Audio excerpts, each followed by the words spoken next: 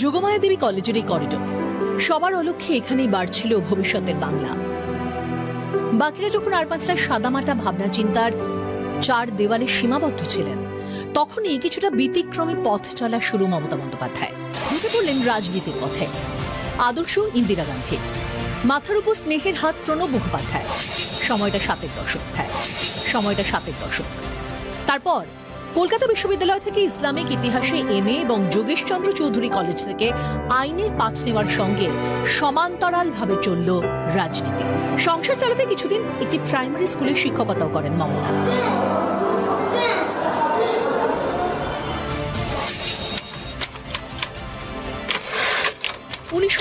সাল জরুরি অবস্থার বিরুদ্ধে সভা করতে কলকাতা এসেছিলেন জয়প্রকাশ নারায়ণ।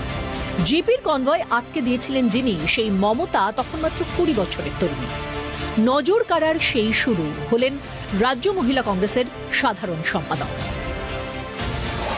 1984-তে যাদবপুর লোকসভা কেন্দ্র থেকে হারালেন সোমনাথ চট্টোপাধ্যায়কে।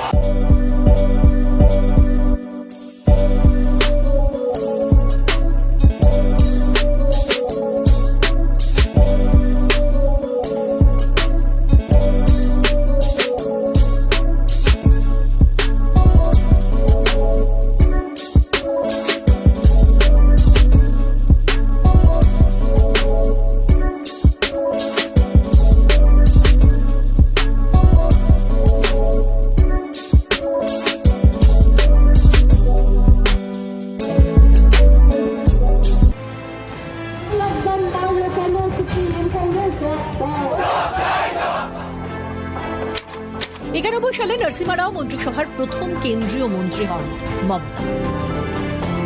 দায়িত্ব পান মানব সম্পদ উন্নয়ন, ক্রীড়া ও যুব কল্যাণ এবং মহিলা ও শিশু বিকাশ মন্ত্রকের রাষ্ট্রমন্ত্রী। 2 বছর পরে সে মন্ত্রিত্ব ছুড়ে দেন। মমতা বুঝেছিলেন, বামেদের বিরুদ্ধে অল আউট লড়াই করতে গেলে গড়তে হবে আলাদা দল।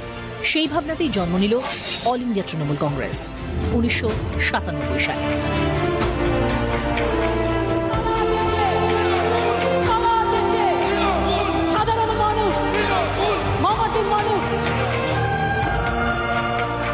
পরের বছর লোকসভায় তার দল জিতল 7টি আসন।